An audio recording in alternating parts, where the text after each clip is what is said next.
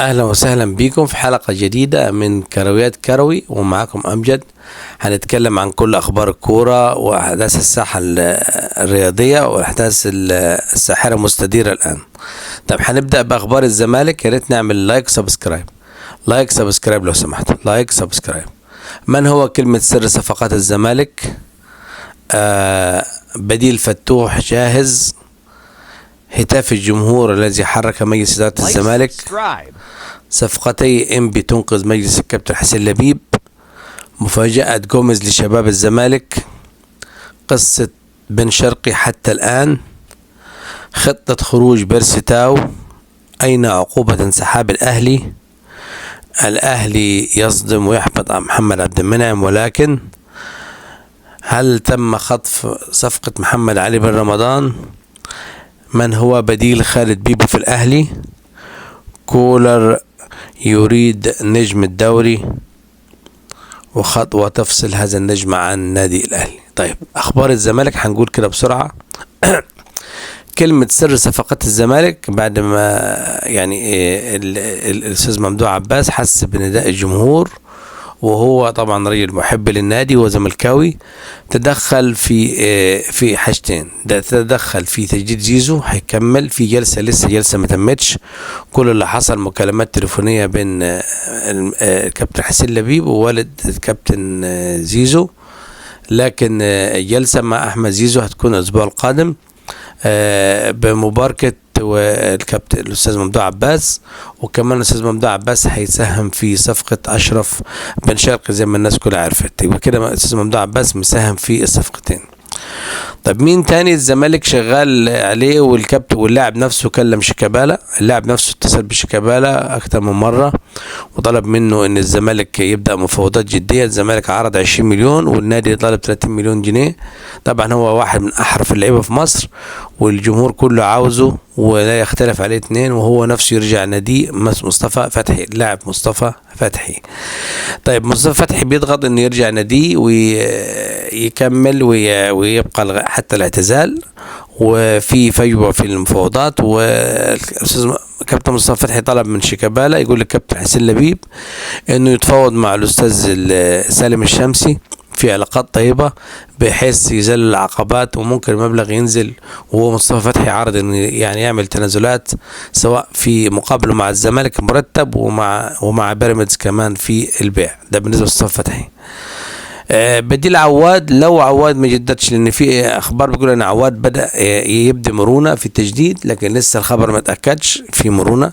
لو عواد مشى البديل بتاعه احنا الاسماء بتتداول كثير، يا البلعوطي يا اما الزنفولي، يا اما البلعوطي يا اما الزنفولي. وفي ناس كانت قالت قبل كده ابن نادر السيد كابتن احمد نادر السيد، وكمان الطرح جنش، بس انا اعتقد ان جنش مستبعد، ممكن يكون عايزين اعمار سنية اقل، فممكن يكون واحد من ثلاثة دول: احمد نادر السيد، البلعوطي او الزنفلي، عشان الزنفلي خلاص الاهلي وجه له الشكر ومشى من الاهلي. جوناثان هو بديل احمد فتوح. المفاوضات كانت هادية شوية مع جوناثان، وكان الزمالك بيعملها على نار هادية زي ما بيقولوا وبراحته. دلوقتي بعد أزمة فتوح ربنا يفك كربه ويخرجوا من أزمته على خير، وربنا يعزي أهل المتوفي وللفقيد الرحمة طبعا، وربنا يصبرهم على المصيبة اللي حصلت لهم، وربنا يخرج فتوح وينقذ كل الشباب وكل اللعيبة من أي مصايب ومستقبل، ممكن لا قدر مستقبل يضيع، فربنا يكون معاه ويخرجوا من الضيقة دي والكارثة اللي هو فيها يخرجوا على خير. وكابتن امام عاشور زي ما احنا بننتقده بنشيد بيه، عمل بوست مؤثر احمد فتوح بصراحة. هو اللعيبة طبعا كلها مع بعض علاقاتهم طيبة، فامام عاشور عمل بوست قوي يبين مدى حبه لاحمد فتوح والصداقة القوية اللي بينهم.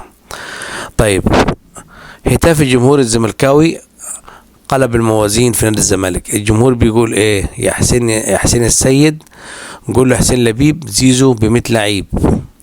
وفي هتاف تاني قالوا الجمهور الزملكاوي هتافات قوية ان الصفقات عايزين صفقات، وزيزو ما ينفعش يتمس لا مساس بزيزو. فطبعا الهتاف ده وصل للمجلس، بدأ المجلس يبقى يعني مفاوضات، هيعمل مفاوضات للإبقاء على زيزو وتجهيز المبالغ المالية، وفي جلسة قريبة مع مجرد بس حصل مكالمة مع والده، لكن الجلسة الشخصية مع زيزو قريبا مع كابتن أحمد زيزو لبقائه في الزمالك.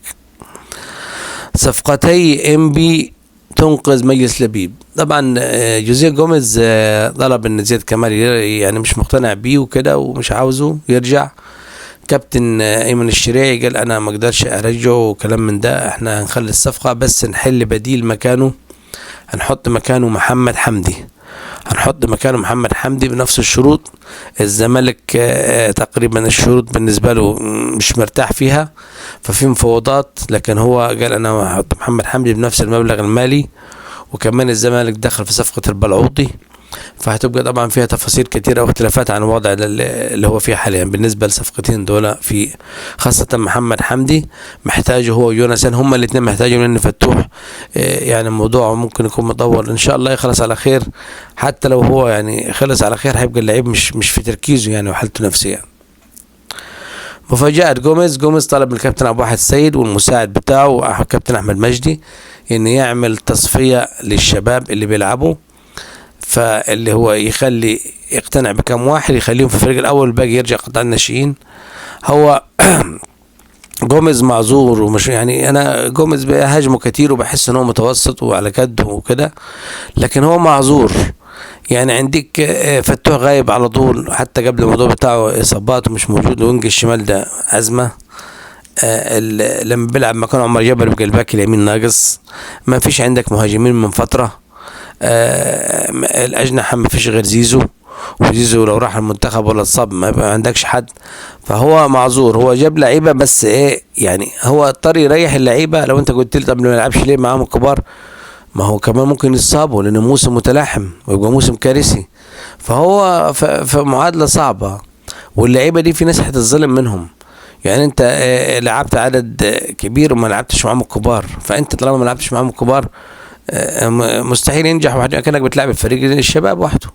فكان المفروض يطعموا مثلا ب5 من الكبار، فلا انت كل الكبار شلتهم، مش بتلعب غير البدلاء او اللعيبه رجع من اصابه ليها فتره او اللعيب البديل. ويعني عندك مثلا 6 مريحهم ما بيلعبوش خالص من الاساسيين، يعني نص الفريق مش بيلعب. فهيتم التصفيه، يعني في لعيبه حتى يعني هتكون حظها حلوه تقعد، وفي لعيبه هتنزل قطاع الناشئين تاني، يعني برغم انه فيهم عناصر مبشره. محمد السيد هايل، محمد السيد، احمد رفاعي، يعني احمد رفاعي افضل من احمد مجدي. محمود الشناوي كويس خالص. محمد ابن الكابتن ايمن عبد العزيز ده هايل، بس ما لعبش غير امبارح ربع ساعه، لكن من اللعيبه. وحازم اسامه كويس خالص، وايشو، يعني في عناصر كويسه، فهيتم فلتره ويشوف هو هيستعين بمين او هيستخدم مين في المكان ده. طيب اخر قصه بن شرقي عشان الناس هتسال على الموضوع بن شرقي والتفاصيل. بن شرقي يصل القاهرة خلال أيام، هو مضى على عقد واحد.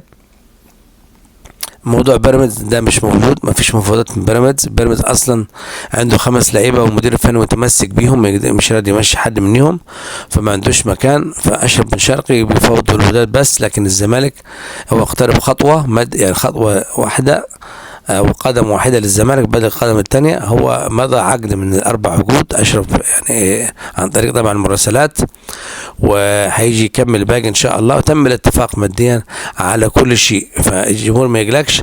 تم الاتفاق على عقد 3 سنين $1,100,000، $600,000 يدفعها الزمالك، $500,000 يدفعها الأستاذ ممدوح عباس، و1,100,000 لمدة 3 سنوات. تم الاتفاق على تفاصيل مالية، واحتمال تكون لي حملة إعلانية من أحد أعضاء مجلس نادي الزمالك، لكن تم الاتفاق المادي على كل التفاصيل مع الأستاذ رشيد وكيل أشرف بن شرقي، طبعا بناء على الاتفاق مع أشرف بن شرقي. فهو مجرد أيام يجي يكمل بقية العقود ويعمل كشف طبي ويكون الزمالك فتح القيد، لكن هو خلاص كده زي ما قلنا مجرد هي خطوة تانية يكملها، لكن الاتفاق تم، مفيش اختلاف على أي حاجة.